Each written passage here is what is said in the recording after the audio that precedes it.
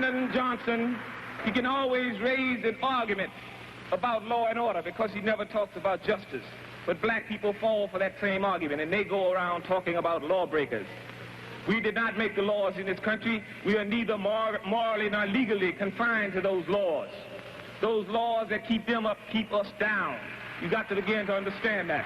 For 400 years, she taught you white nationalism, and you lapped it up. You taught it to your children. You had your children thinking that everything black was bad. Black cows don't give good milk. Black hens don't lay eggs. Black for funerals, white for weddings. That's white nationalism. Santa Claus. A white honky who slides down a black chimney and comes out white.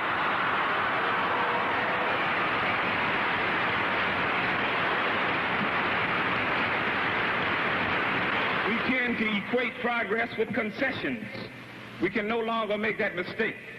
You see, when they gave us that nigger astronaut, you said we were making progress, but I told you they were going to lose him in space. He didn't get that far.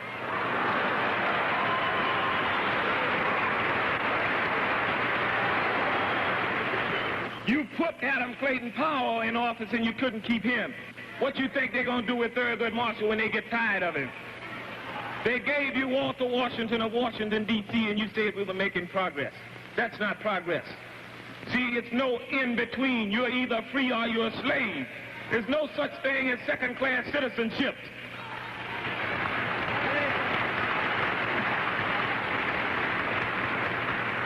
That's like telling me you can be a little bit pregnant.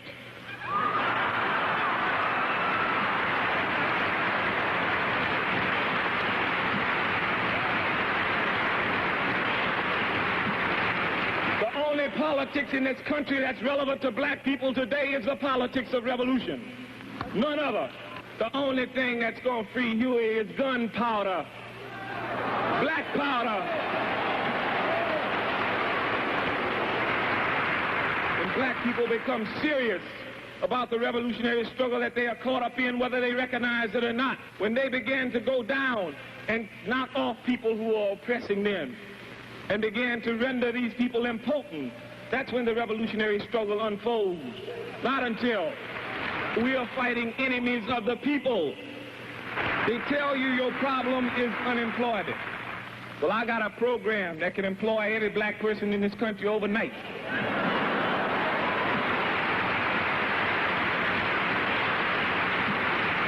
Folks who were part of the Black Panther Party started out with the Student Nonviolent Coordinating Committee. Folks like H. Rap Brown, folks like Kathleen Cleveland, folks like Stokely Carmichael, known as Kwame Ture, and a number of other different folks.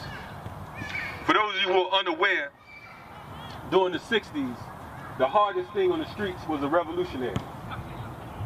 It wasn't a drug dealer, it wasn't, you know, regular Jack on the block, you know what I'm saying? It was a revolutionary. Because of the fact that the cats on the block was getting chased by the police, they was being terrorized by the police, but the freedom fighters was chasing the police. You understand what I'm saying? They was putting them in check. They was holding them accountable. They was making sure that there wasn't as many murders as it is now. They was making sure that crime in the community was down. You know what I mean? So that right there, that's the hardest thing on the block.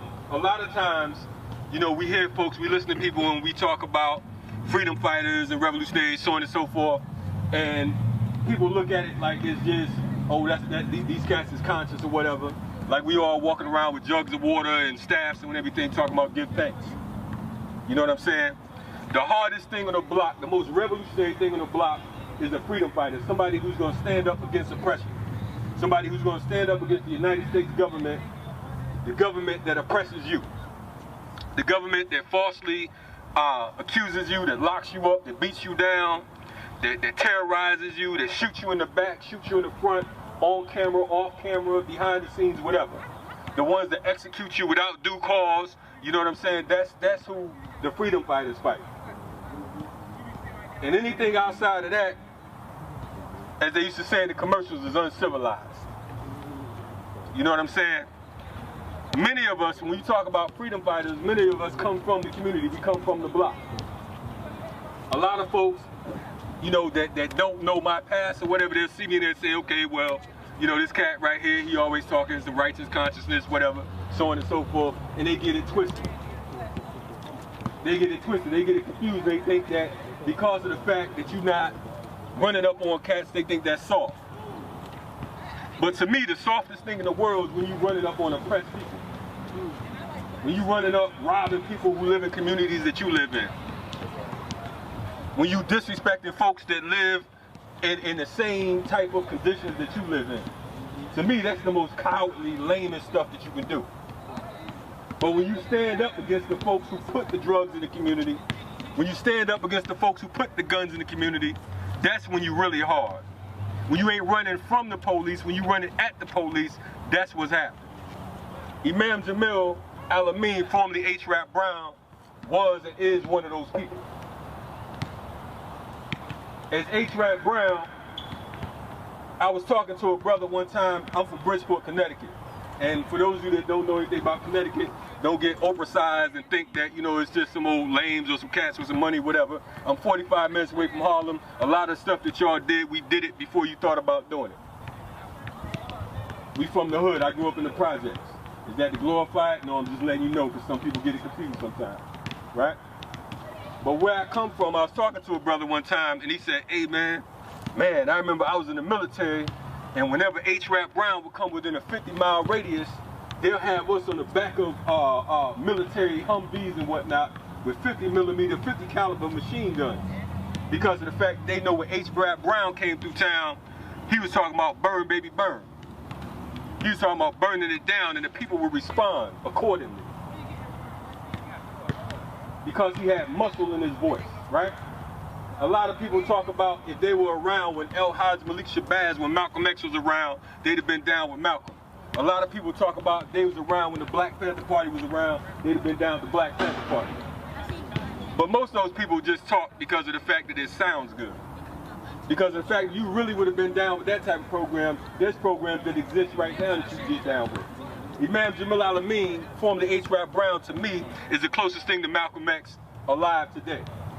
He's the reason why I took my shahada in that little yellow building over there.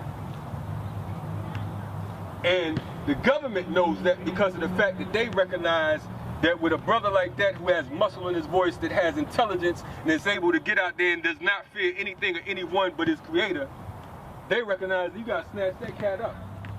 Because of the fact that he creates others like him.